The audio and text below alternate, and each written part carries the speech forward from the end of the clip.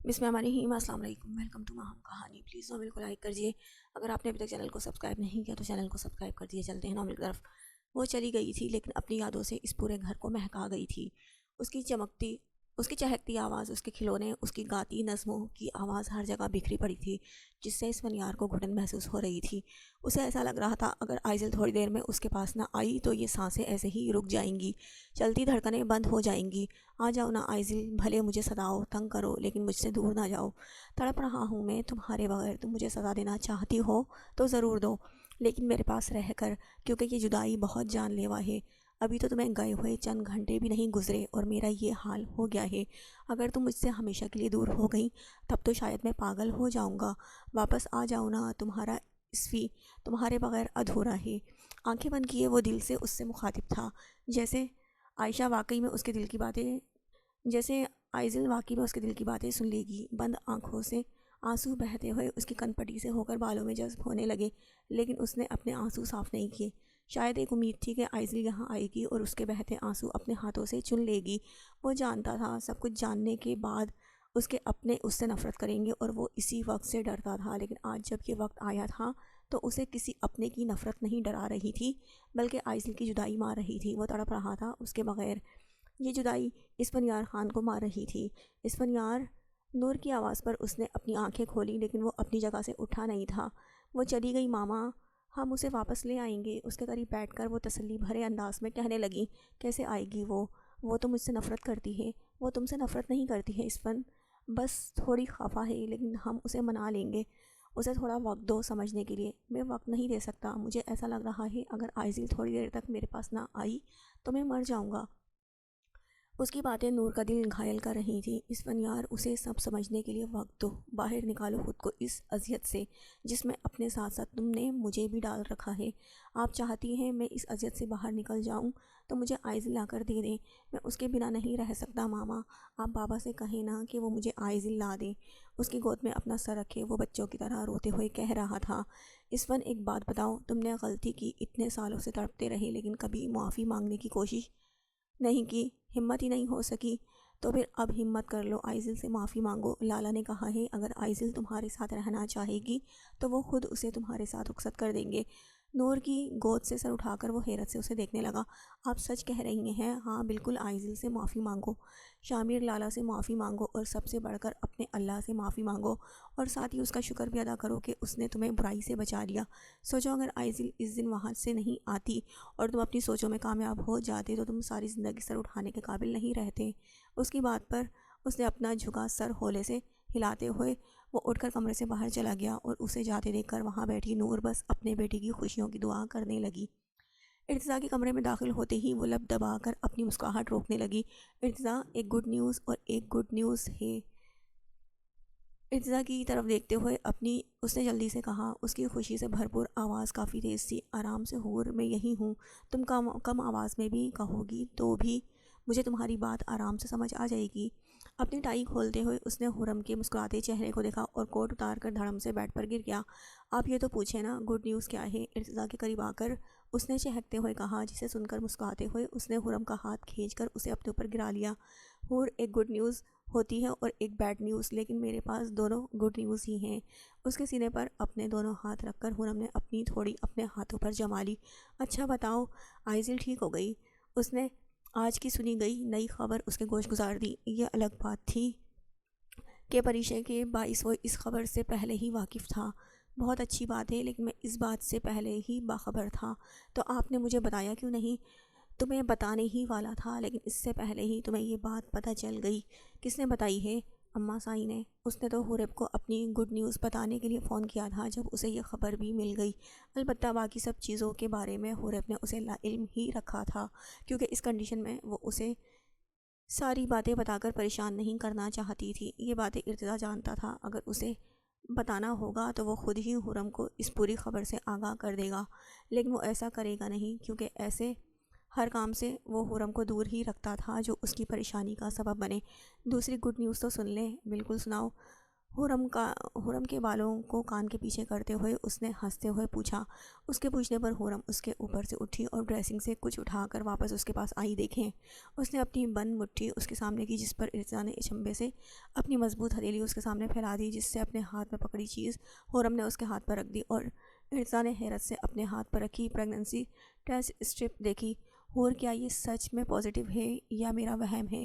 اپنی جگہ سے اٹھتے ہوئے وہ حیرت سے پوچھنے لگا، یہ سچ ہے، یہ پازیٹیو ہے ارزا، we are going to be parents. حرم کی بات سنتے ہی پل بھر میں اس کی سبز آنکھیں بھیگتی چلی گئیں۔ حرم کو کھینچ کر اس نے اپنے سینے سے لگایا اور شدت سے اس کے چہرے پر اپنا پیار بھرا لمس چھوڑنے لگا۔ تمہیں اندازہ نہیں ہے حور، تم نے مجھے کتنی بڑی خوشخبری سے نوازا ہے۔ آئی لو یو سو مچ۔ کس قدر خوبصورت احساس تھا ارزا افندی اس کے پاس، اس کی حور خوبصورت سی زندگی، اور اس خوبصورت زندگی کو مزید خوبصورت بنانے کے لیے ان کی محبت بھری نشانی۔ مسجد میں بیٹھا وہ کتنی دیر تک دعا میں اٹھے اپنے ہاتھوں کو گھڑتا رہا۔ مانگنے کے لیے بہت کچھ تھا، لیکن لفظ ہی ادا نہیں ہو رہے تھے۔ اس نے بنا کچھ مانگے اپنے اٹھے ہاتھ چہرے پر پھیر لیے۔ زندگی میں کتنے ہی ایسے لمحے آئے تھے جب وہ تڑپا تھا، بے سکون ہوا تھا، لیکن کبھی اپنے رب کے پاس ہی نہیں آیا۔ آج آیا تھا تو دل میں جیسے ڈھیروں سکون مل گیا تھا۔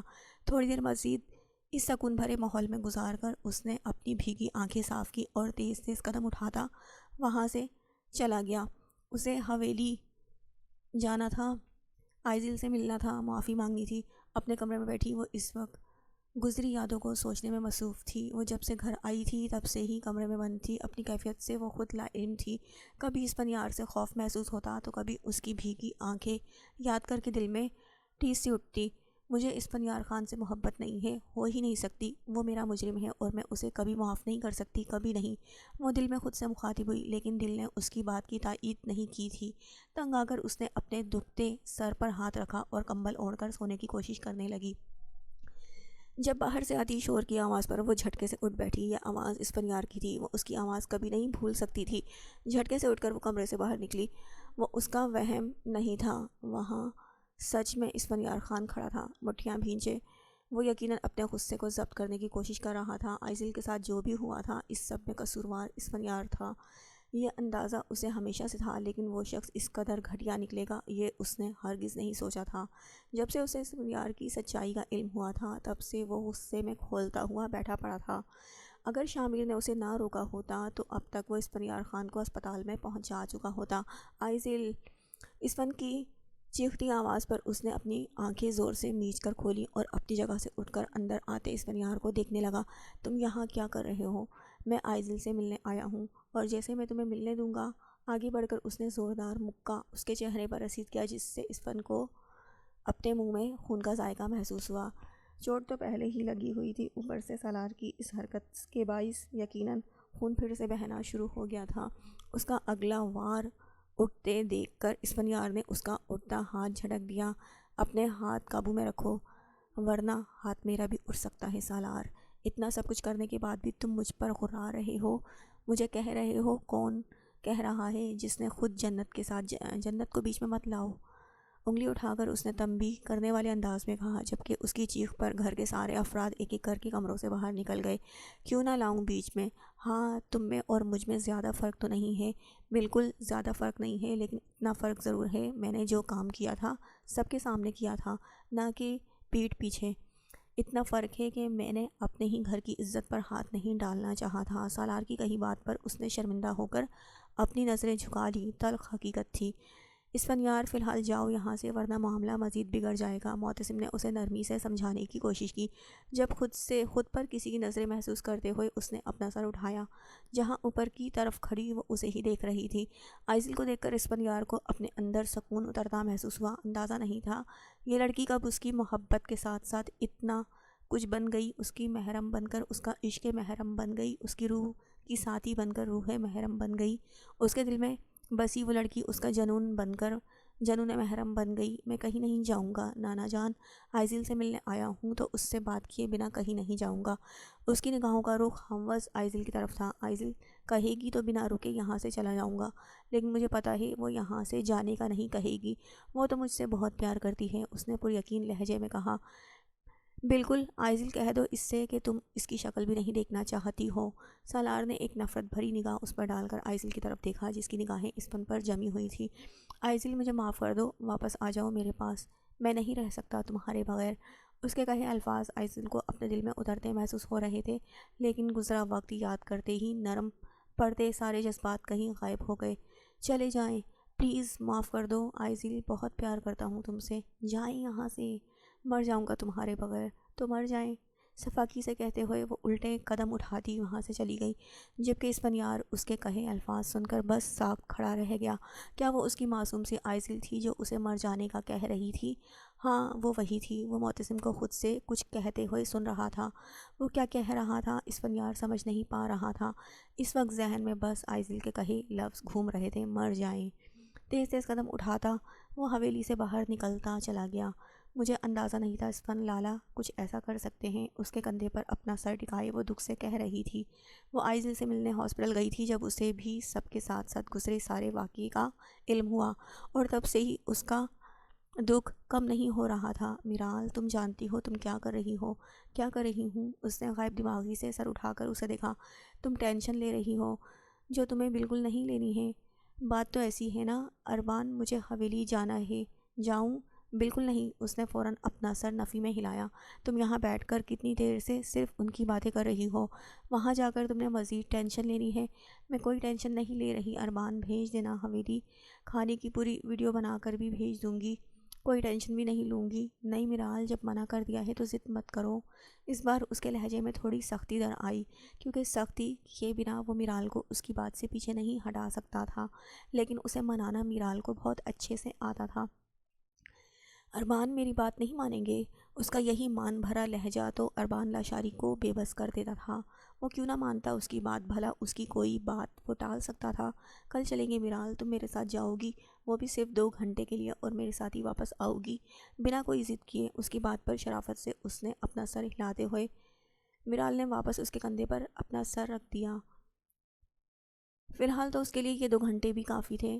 اس کا شرافت بھرا انداز دیکھ کر اربان نے مسکراتے ہوئے اس کے بالوں پر اپنے لب رکھے، جس پر دھیمی سی مسکراہٹ میرال کے لبوں پر بکھر گئی۔ اسفندیار کہاں تھے تم؟ کب سے فون ملا رہی ہوں۔ اس کے گھر میں داخل ہوتے ہی وہ پریشان ہوتی اس کے پاس آئی۔ کتنی دیر سے اس کے انتظار میں وہ پریشان ہوتی پھر رہی تھی۔ اگر وہ گارڈز اور ڈرائیور کو ساتھ لے کر گیا ہوتا تو اتنی پریشانی نہیں ہوتی، لیکن وہ اکیلا گیا تھا، وہ بھی پتہ نہیں کہاں۔ اس کی فکر اپنی جگہ جائز تھی۔ وہ کہہ رہی ہے میں مر جاؤں، کیا اسے میرے مرنے سے کوئی فرق نہیں پڑے گا؟ وہ صدماتی کیفیت سے کہہ رہا تھا۔ تم حویلی گئے تھے اسفند؟ اس نے نور کی بات کا جواب نہیں دیا تھا، لیکن اسفندیار کی خاموشی کے باوجود بھی اسے اندازہ ہو ہی چکا تھا کہ وہ حویلی سے آ رہا تھا۔ دیکھو اسفند، اس وقت سب بہت غصے میں ہیں، میں تم سے ناراض بھی ہیں، لیکن جلد سب ٹھیک ہو جائے گا۔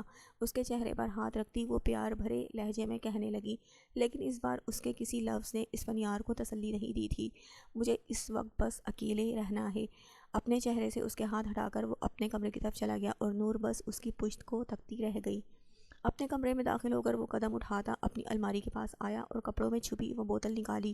وہ سلیپنگ پلس تھی، جسے وہ تب سے لے رہا تھا جب وہ پاکستان سے گیا تھا، کیونکہ ان پلس کو لیے بنا وہ سو نہیں پاتا تھا۔ عائزل کی زندگی میں آنے سے اس نے یہ پلس لینا چھوڑ دی تھی، کیونکہ اس کا سکون اس کے پاس آ گیا تھا، لیکن اب اسے پھر سے ان کی ضرورت محسوس ہو رہی تھی، ضرورت۔ اس نے ڈھکن کھول کر ساری گولیاں اپنی ہتھیلی پر رکھیں اور ایک ساتھ ہی ساری نگل لیں۔ تو مر جائیں، تو مر جائیں۔ عائزل کے کہے الفاظ پھر سے ذہن میں بازگشت ہونے لگے۔ آنکھیں موند کر وہ دھڑم سے بیڈ پر گرا۔ کتنے آرام سے اس نے اسے مر جانے کا کہہ دیا تھا۔ سچ میں وہ یہی چاہتی تھی؟ بند آنکھوں کے ساتھ وہ بس یہی سوچ کر رہ گیا۔ وہ حویلی گیا تھا، پتہ نہیں وہاں کیا بات ہوئی ہوگی، وہ کیسے اسے تنہا چھوڑ دیتی۔ اس کے دروازے پر کھڑی وہ کتنی دیر تک اسے پکارتی رہی، لیکن پھر کوئی جواب نہ ملنے پر آخری حل اسیرم ہی نظر آیا، اور اس کے پاس جانے میں نور نے دیر نہیں کی تھی۔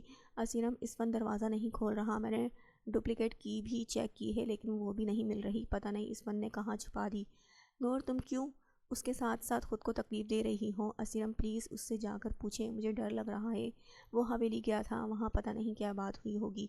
اس کی بات سن کر اسیرم نے جھٹکے سے اپنا سر اٹھایا۔ اسے تو اب تک یہی لگا تھا اسفندیار اپنے کمرے میں تھا، کیا وہ اتنا بے پرواہ ہو گیا تھا جو اپنے بیٹے کی اتنی گھنٹوں کی غیر موجودگی بھی نہیں بھانپ سکا؟ نور، تم نے اسے وہاں کیوں جانے دیا؟ میں نہیں جانتی تھی وہ وہاں چلا جائے گا۔ اسے روتے دیکھ کر وہ خود اسفندیار کے کمرے کی طرف چلا گیا۔ اسفندیار دروازہ کھولو۔ اسفندیار کو پکارتے ہوئے زور زور سے دروازہ بجا رہا تھا، لیکن وہ کیسے کوئی جواب دیتا؟ وہ تو اندر ہوش و خرو سے بیگانہ پڑا تھا۔ اسفندیار دروازہ کھولو۔ اسیرم مجھے ڈر لگ رہا ہے۔ اندر سے کوئی جواب نہ ملنے پر اس کے رونے میں مزید اضافہ ہوا، جسے دیکھتے ہوئے اسیرم دروازہ توڑنے کی کوشش کرنے لگا۔ لکڑی کا بنا وہ مضبوط دروازہ اتنی آسانی سے نہیں ٹوٹتا، لیکن اسیرم کی محنت کے بعد اتنا فرق ضرور پڑا تھا کہ لاک خراب ہونے کی وجہ سے دروازہ کھل گیا۔ دروازہ کھلتے ہی وہ دونوں اندر گئے۔ نور بیڈ پر الٹے لیٹے اسفندیار کے قریب گئی، جبکہ اسیرم کی نظر جس چیز پر گئی تھی وہ وہاں پھینکی خالی شیشی کو اٹھا کر حیرت سے دیکھنے لگا، لیکن حیرت بھری کیفیت صدمے میں بدل گئی۔ کیا اس نے نیند کی گولیاں کھا لی تھیں؟ اس کے پاس یہ آئی کہاں سے تھی؟ اسیرم، اسے کیا ہوا ہے؟ نور، اس نے سلیپنگ پلز کھائی ہیں۔ کوئی بم تھا جو اس نے نور کے اوپر پھوڑا تھا۔ اسفندیار، اٹھو، آنکھیں کھولو۔ اسفندیار کو سیدھا کر کے وہ دوسرے ہاتھ سے اپنی جیب سے فون نکال کر ایمبولینس کو کال کرنے لگا تھا۔ نور، خاموش ہو جاؤ، رونا بند کرو، کچھ نہیں ہوگا اسے، میں اپنے بیٹے کو کچھ نہیں ہونے دوں گا۔ اس نے شدت سے روتی نور کو تسلی دیتے ہوئے فون اپنے کان سے لگایا، جبکہ اسفندیار کو جگائے رکھنے کی کوشش مسلسل جاری تھی۔ اسفندیار خان، اٹھو، آنکھیں مت بند کرنا، اگر تم نے آنکھیں بند کی تو میں تمہیں چھوڑوں گا نہیں۔ اس کے چہرے کو تھپ تھپاتے ہوئے وہ اس کو جگانے کی کوشش کر رہا تھا، جس کی آنکھیں کبھی مکمل بند ہو جاتی تو کبھی تھوڑی سی کھل جاتی تھیں۔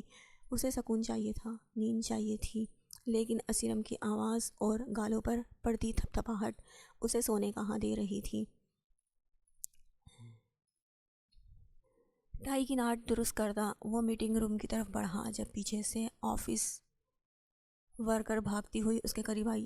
سر، عائشہ میڈم آئی ہیں۔ عائشہ یہاں آئی ہے؟ جی۔ کہاں ہے وہ؟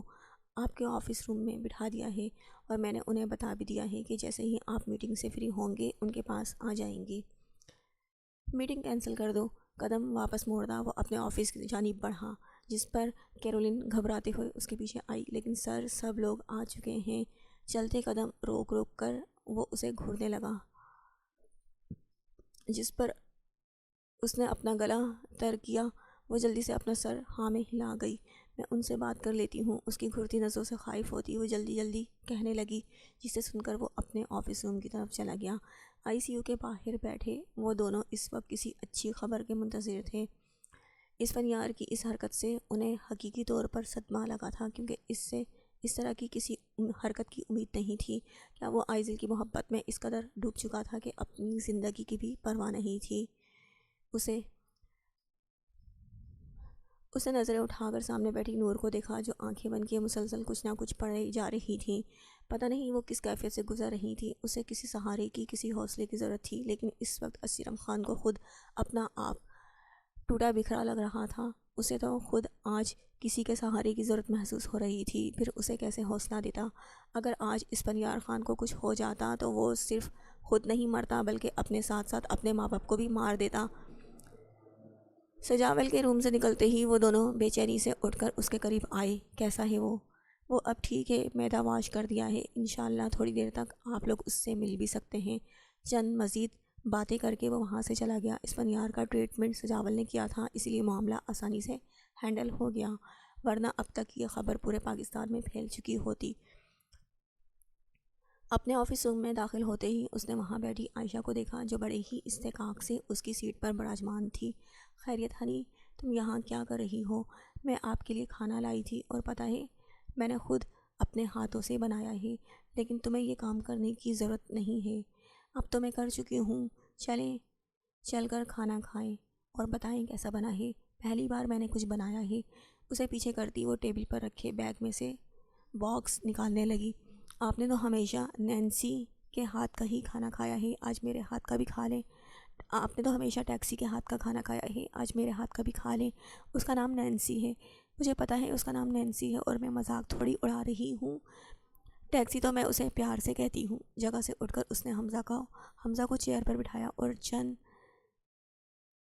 باتیں سوچتی خود بھی اس کی گود میں بیٹھ گئی۔ مجھے لگ نہیں رہا تم مجھے یہاں صرف کھانا دینے آئی ہو بیوی، ارادے کچھ اور ہیں تو بتا دو، جگہ بھی تمہاری ہے، بندہ بھی تمہارا ہے۔ اس کے لبوں کو سہلاتے ہوئے حمزہ نے شرارتی انداز میں کہا، جس پر عائشہ نے گھور کر اس کے مضبوط شانے پر ہلکا سا تھپڑ مارا۔ میں کھانا کھلانے ہی آئی ہوں، باکس اٹھا کر اس نے پاستا ڈسپوزیبل پلیٹ میں ڈال کر حمزہ کی طرف بڑھایا۔ کھا کر بتائیں کیسا بنا ہے؟ پہلا نوالا کھا کر اس نے پلیٹ واپس ٹیبل پر رکھ دی۔ اچھا ہے، لیکن اگر تم چینی کے بجائے نمک ڈالتی تو زیادہ اچھا لگتا۔ اس کے کہنے پر عائشہ نے پلیٹ اٹھا کر خود وہ پاستا چکھا اور منہ کے زاویے بگاڑتے ہوئے پلیٹ واپس رکھ دی۔ ہاں تو کون کہتا ہے پاستا میٹھا نہیں ہوتا؟ ویسے بھی آپ کے گھر کے سارے ڈبے ایک جیسے ہیں، پھر بھلا اس میں میری کیا غلطی ہے؟ چہرے پر معصومیت سجا کر اس نے اپنا سارا الزام حمزہ پر ڈال دیا۔ بالکل غلطی میری ہے، آج ہی نینسی سے کہہ کر سارے ڈبے بدلوا دیتا ہوں تاکہ آئندہ میری بیگم نمک والے کھانے میں نمک ہی ڈالے۔ اچھا چھوڑے نا، کھانا باہر چل کر کھاتے ہیں، پھر اس کے بعد کسی اچھے سے پارک میں بھی چلیں گے اور آپ مجھے اچھی رائڈس میں بھی بٹھائیں گے، اور اس بار پچھلی بار کی طرح نہ ہی مجھے رائڈس میں بیٹھنے سے منع کریں گے، نہ ہی واپس لے کر آئیں گے۔ آپ نے منع بھی نہیں کیا تو آج میں اپنی مرضی کروں گی۔ آپ نے منع بھی کیا تو میں آج اپنی مرضی کروں گی۔ پچھلی بار جس رائڈ میں تم بیٹھنے کا کہہ رہی تھی وہ حد سے زیادہ تیز تھی اور مجھے اندازہ تھا اس میں بیٹھ کر تمہارا کیا حال ہونا ہے، اسی لیے نہیں بیٹھنے دیا۔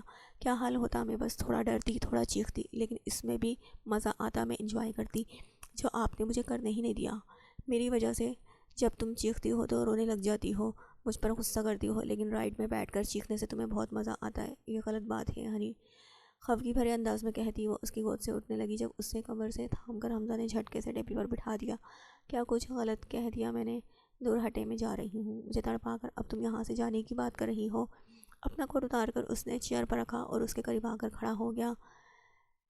میر، گھر نہیں ہے، یہ آفس ہے، یہ آفس ہے اور یہ لڑکی دونوں میری ملکیت ہے، اس لیے ان پر میرا پورا حق ہے جو میں کبھی بھی کہیں بھی لے سکتا ہوں۔ اس کے نازک ہاتھ اپنی گردن کے گرد ڈال کر وہ عائشہ کے لبوں پر جھکا اور اس کی نازک وجود کو کمر سے تھام کر چند انچ اوپر اٹھا گیا۔ میر نہ کریں۔ لبوں کو آزادی ملتے ہی اس نے اپنا چہرہ حمزہ کے سینے میں چھپا دیا۔ اچھا، کچھ نہیں کر رہا، چلو کہاں جانا ہے؟ اسے زمین پر کھڑا کر کے حمزہ نے اپنا کوٹ بازو میں لٹکایا اور اس کا ہاتھ تھامے آفس روم سے باہر چلا گیا۔ ہوش میں آتے ہی اس نے آنکھیں کھولی جو تیز روشنی کے باعث چندے آ گئی۔ ایک پل کے لیے آنکھیں بند کر کے اس نے دوبارہ کھولی۔ منظر واضح ہونے لگا۔ خود کو ہاسپٹل کے کمرے میں پا کر وہ فقط گہرا سانس لے کر رہ گیا۔ زندگی ابھی ختم نہیں ہوئی تھی، ابھی تو اس تکلیف دہ دنیا میں مزید جینا تھا۔ اپنے کمرے میں موجود افرادوں کو دیکھا جہاں نور اور اسیرم کے علاوہ حویلی کے سب افراد ہی موجود تھے، حتیٰ کہ حیات بھی، بس سالار اور شاہ میر یہاں نہیں تھے، اور ایک وہ جس کے دیدار کا وہ منتظر تھا۔ اسے ہوش میں پا کر نور جلدی سے اٹھ کر اس کے قریب آئی اور نور کے اٹھنے پر وہ سب بھی چونک کر اسے دیکھنے لگے۔ اسفن، تم ٹھیک ہو؟ نور کے پوچھنے پر اس نے ہولے سے اپنا سر ہلا دیا۔ ذرا بتانا پسند کرو گے اسفن یار خان، وہ گولیاں تمہارے پاس کیا کر رہی تھیں؟ میں انہیں کافی وقت سے استعمال کر رہا ہوں۔ اسیرم کی سنجیدہ آواز پر اس نے سنجیدگی سے جواب دیا۔ اور کب سے استعمال کر رہے ہو؟ جب پاکستان سے گیا تھا تب سے استعمال کر رہا تھا انہیں، اسے لیے بغیر مجھے نیند نہیں آتی تھی، دھیمی آواز میں کہتے ہوئے وہ نور اور اسیرم کے ساتھ ساتھ باقی سب کو بھی حیرت میں ڈال رہا تھا۔ اگر وہ یہاں پر لوگوں کو، خاص طور پر عائزل کو اذیت میں چھوڑ کر گیا تھا تو پرسکون وہ خود بھی کبھی نہیں رہا تھا۔ اتنا وقت وہ سلیپنگ پلز استعمال کرتا رہا اور اس کی ہر خبر رکھنے والا اس کا باپ اتنے وقت سے اس خبر سے انجان رہا۔ تم نے نیند کی گولیاں کھا لی تھیں، وہ بھی کافی زیادہ مقدار میں، اندازہ بھی ہے تم مر بھی سکتے تھے، لیکن شاید تم تو چاہتے بھی یہی تھے۔ اس فنیار مسئلوں کو حل کرنا سیکھو۔ اگر ہر چیز کا حل موت ہی نکلتی تو دنیا کا ہر شخص مرنے کو پہنچ جاتا۔ تم نے تو گولیاں کھا لی بنا کسی کی پرواہ کیے، یہاں تک کہ اپنے ماں باپ کی بھی پرواہ نہیں کی۔ اسیرم، بس کریں یہ وقت ان باتوں کا نہیں۔ نئی نور، اسے اندازہ ہونا چاہیے اس نے کیا کیا ہے۔ یہ خود تو مر جاتا لیکن اپنے ماں باپ کو زندگی بھر لاش بنا دیتا۔ کیا ایسا کرنے سے تمہیں عائزل مل جاتی؟ اس کی بھیگی آواز وہاں موجود سارے افراد نے سنی تھی۔ یقیناً وہ اپنے آنسو ضبط کر رہا تھا۔ میں جانتا ہوں میں نے غلط کیا، لیکن اس کا یہ مطلب ہرگز نہیں ہے کہ مجھے اپنے ماں باپ سے پیار نہیں ہے۔ مجھے اپنے ماں باپ سے پیار ہے، اتنا ہی پیار جتنا عائزل سے ہے۔ یہ تمہارا پیار ہے، پہلے اس کے ساتھ غلط کیا اور اب جب سزا کا وقت آیا ہے تو خود کو موت کے قریب پہنچا لیا۔ میں نے کہا کہ میں اس کے بنا مر جاؤں گا اور عائزل نے کہا میں مر جاؤں، اسے میرے مرنے سے کوئی فرق نہیں پڑے گا۔ مجھے لگا تھا اسے مجھ سے پیار ہے، لیکن شاید میں غلط تھا، وہ مجھ سے پیار نہیں کرتی اور میں ایسی زندگی نہیں چاہتا جس میں عائزل نہ ہو۔ اس نے اپنے ماں باپ سے بے حد محبت سہی، لیکن مجھے زندگی نہیں چاہیے جس میں عائزل نہ ہو۔ موقع ملا تو دوبارہ مرنے میں بھی دیر نہیں لگاؤں گا۔ اس کی بات سنتے ہی اسیرم اپنا غصہ ضبط کرتے ہوئے وہاں سے چلا گیا۔ اگر وہ یہاں رکتا تو اسفنیار کا چہرہ تھپڑوں سے لال کرنے میں دیر نہیں لگاتا، اور اس وقت کچھ ایسا کر کے وہ مزید تماشا نہیں بنانا چاہتا تھا۔ سر گھٹنوں میں رکھے وہ کتنی دیر سے مسلسل بے آواز روئی جا رہی تھی۔ ڈر تھا اس کے رونے کی آواز سن کر کوئی کمرے میں نہ آ جائے۔ وہ اپنے آنسو روکنا چاہتی تھی، لیکن وہ بھی جیسے آج رکنے سے انکاری تھے۔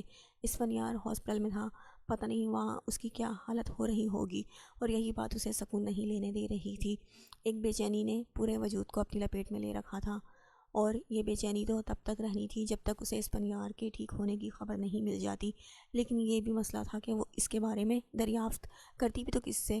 ہاسپٹل میں رات زیادہ لوگوں کو رکنے کی اجازت نہیں تھی، اسی لیے حویلی کے افراد اس وقت نور کے گھر پر موجود تھے۔ اس وقت ہاسپٹل میں صرف اسیرم، نور اور آبان تھے، اور کمرہ اس وقت ان کی موجودگی سے ہی خالی تھا۔ آبان اور اسیرم باہر گئے ہوئے تھے، اور نور پریشے کو فون آنے پر باہر جا کر اس سے بات کر رہی تھی۔ کمرے میں اس وقت اسفنیار خان کا وجود تنہا تھا، اور یہی تنہائی اسے بہت کچھ کرنے پر اکسا رہی تھی۔ اسے نظریں گھما کر کمرے کا جائزہ لیا۔ جب نظر وہاں رکھی میڈیکل ٹرے پر گئی، اس وقت ایک یہی چیز تھی جو اسے اپنے کام کی لگی تھی۔ بیڈ سے اٹھ کر اس نے اپنے چند قدموں کا فاصلہ طے کیا۔ ٹرے میں رکھی ایک چھوٹی سی بوتل اٹھا کر زمین پر پھینک دی۔ دوائی کے ساتھ ساتھ کانچ کے ٹکڑے بھی جگہ جگہ بکھر گئے۔ اس نے جھک کر کانچ کا ایک ٹکڑا اٹھا کر اپنی نبض پر رکھا اور آہستہ سے اپنی کلائی پر پھیر لیا۔ اس نے کہا تھا کہ موقع ملنے پر وہ دوبارہ خود کو ختم کرنے میں دیر نہیں لگائے گا۔ سب کو یہی لگا تھا کہ اس نے یہ بات جذباتی پن میں کہی ہوگی، لیکن اگر جان لیتے وہ اس بات کو کتنا سنجیدہ ہو کر کہہ رہا تھا تو اسے کبھی اس طرح تنہا نہیں چھوڑتے۔ اطمینان سے کھڑا وہ اپنی کلائی سے بہتی خون کی تیز دھار دیکھ رہا تھا۔ اسے سکون چاہیے تھا، جو صرف آئزل کے پاس تھا۔ آئزل اس کا سکون تھی، اور اس کا سکون اس کے پاس نہیں تھا۔ پھر کیا فائدہ تھا ایسی زندگی کا جس میں سکون ہی نہ ہو؟ اس کے چہرے پر تکلیف دہ تاثرات ابھرنے لگے، لیکن نظریں اپنے بہتے خون پر ہی جمی ہوئی تھی، جو شب شب زمین پر گرتا اسے بھی اپنے ہی رنگ میں رنگتا جا رہا تھا۔ کمرے میں داخل ہوتے ہی ان دونوں کی نگاہ وہاں کھڑے اسفنیار پر گئی، اور اسے دیکھتے ہی وہ چیختے ہوئے اس کے قریب آئی۔ سجاول، اس کا ٹریٹمنٹ کرو۔ وہ تو اس کا چیک اپ کرنے کے لیے آیا تھا، لیکن اندازہ نہیں تھا کہ یہاں کچھ ایسا منظر دیکھنے کو ملے گا۔ اس کے قریب آ کر سجاول نے اس کا زخم دیکھنا چاہا، لیکن اس کے قریب آتے ہی وہ کسی بچے کی طرح اپنے خون سے بھرا ہاتھ پیچھے کر گیا۔ جاؤ یہاں سے، سب کے سب جاؤ، مجھے اکیلا چھوڑ دو۔ چیختے ہوئے وہ اس وقت کوئی پاگل ہی محسوس ہو رہا تھا۔ اسفنیار، تمہارا خون بہہ رہا ہے، اپنا بچپنا بند کرو، مجھے زخم دیکھنے دو۔ اسفنیار کی حرکت پر سجاول نے اس کے غصے کو ضبط کرتے ہوئے کہا، لیکن وہ تھا جو آج کسی کی سن ہی نہیں رہا تھا۔ اسفن، پلیز اپنا ہاتھ دکھاؤ، ماما کے خاطر پلیز۔ نور کی رندی ہوئی آواز پر اس نے اپنا سر اٹھا کر اسے دیکھا، اور اس بار خاموشی سے اپنا ہاتھ سجاول کے سامنے کر دیا۔ اس کا خون بیڈ، زمین اور اس کے کپڑوں تک پر لگ چکا تھا۔ نرس، روم صاف کرنے کے لیے کسی کو بلا کر لاؤ۔ اس کے کہنے پر نرس اپنا سر ہلاتی وہاں سے چلی گئی۔ اسیرم انکل کہاں ہیں؟ مجھے ان سے ضروری بات کرنی ہے۔ وہ باہر گئے تھے، جیسے ہی آئیں گے میرے پاس بھیج دیجیے گا۔ ایک نظر گمسم بیٹھے اسفنیار پر ڈال کر وہ لمبے لمبے ڈگ بھرتا وہاں سے چلا گیا۔ اس نے سوسائڈ کرنے کی کوشش کی ہے پر بچ گیا، لیکن ضروری نہیں ہر بار بچ جائے گا۔ غلطی ہماری ہے، اسے اکیلا ہی نہیں چھوڑنا چاہیے تھا۔ اس نے پریشانی سے اپنی پیشانی مسلتے ہوئے کہا۔ سجاول کی زبانی جب سے اسے اسفنیار کی حرکت کا علم ہوا تھا، تب سے وہ اس کے بارے میں مزید فکر مند ہو گیا تھا۔ اسیرم انکل، میں نے اسے جتنا جانا ہے، اس سے یہی اندازہ لگا پایا ہوں کہ اسے کسی ڈاکٹر کی ضرورت نہیں ہے۔ سجاول، اسے کسی ڈاکٹر کی ضرورت نہیں ہے، اسے ضرورت ہے صرف آئزل کی۔ جب وہ اسفنیار کے پاس ہوگی تو پھر وہ خود ہی ٹھیک ہو جائے گا۔ سالوں سے وہ اپنے اندر اتنا غبار لیے بیٹھا تھا، غلطی کی تھی، لیکن پھر اتنی تڑپ اور بے سکونی کسی کے ساتھ بانٹی بھی تو نہیں تھی۔ جب وہ واپس آیا تھا تو اس کے انداز میں جو چیز بدلی تھی وہ یہ تھی کہ وہ نہایت ہی سنجیدہ ہو گیا تھا۔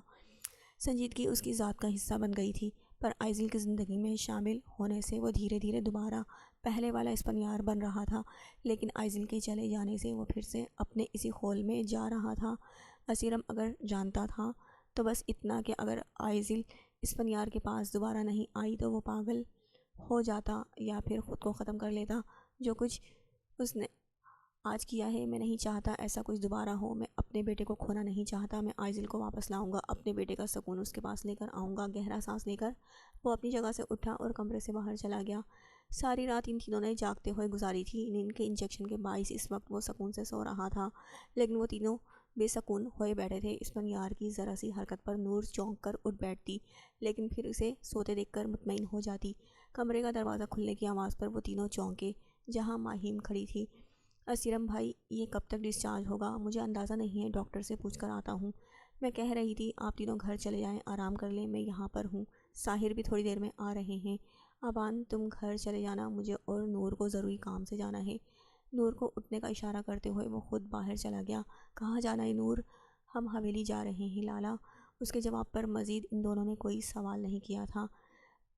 اندازہ تھا حویلی جانے کی کیا وجہ تھی۔ ماہیم اسفندیار کا خیال رکھنا اور اسے اکیلا بالکل مت چھوڑنا۔ کہیں جانا بھی ہو تو کسی کو بٹھا کر جانا، اور جب یہ اٹھے تو اسے کھانا بھی کھلا دینا۔ کوئی بھی مسئلہ ہو تو ہمیں فون کرنا۔ نور آرام سے جاؤ، میں یہیں ہوں، اچھا خیال رکھنا۔ جلدی جلدی کہتے ہوئے وہ ایک پیار بھری نگاہ سوئے ہوئے اسفندیار پر ڈال کر وہاں سے چلی گئیں۔ ہارن کی آواز سنتے ہی وہ بیڈ سے اٹھ کر کھڑکی کے قریب آئی، جہاں حیات اور جنت گاڑی سے اتر کر اندر کی طرف آ رہی تھیں۔ یقیناً ابھی صرف وہی دونوں واپس آئی تھیں۔ چند لمحے انتظار کر کے وہ اپنے کمرے کا دروازہ کھول کر حیات کو دیکھنے لگی، جو اپنے کمرے کی طرف جا رہی تھی۔ اس کے لیے شاہ میر نے بہت پہلے ہی ایک کمرہ بنوا دیا تھا جس میں وہ بہت کم رہتی تھی، لیکن آج کل دن اور راتیں وہیں گزار رہی تھی۔ حیات کے کمرے میں جاتے ہی وہ چھوٹے چھوٹے قدم اٹھاتی اس کمرے کی طرف گئی اور دروازے کے قریب کان لگا کر اندر ہوتی باتوں کو سننے لگی۔ یہ اچھی بات تو ہرگز نہیں تھی، لیکن اسفندیار کی خیریت معلوم کرنے کا بس ایک یہی طریقہ تھا۔ شاید وہ اسفندیار کے بارے میں کوئی بات کر لے اور آئزل کے بے سکون ہوتے دل کو سکون مل جائے۔ اب کیسا ہے وہ؟ اسے کمرے میں دیکھتے ہی وہ سنجیدگی سے پوچھنے لگا۔ درمیان میں اختلافات ضرور آ گئے تھے، لیکن یہ بھی حقیقت تھی کہ اسے اسفندیار سے محبت تھی۔